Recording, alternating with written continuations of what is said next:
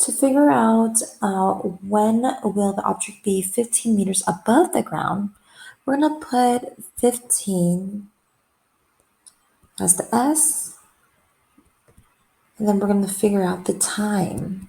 So you want to make this equation equal to 0. So what we're going to do is minus 15 to both sides so that we can plug it into our quadratic formula.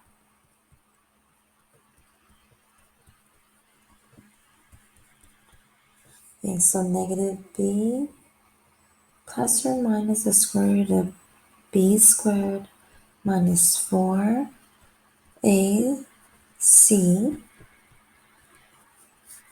all over 2a.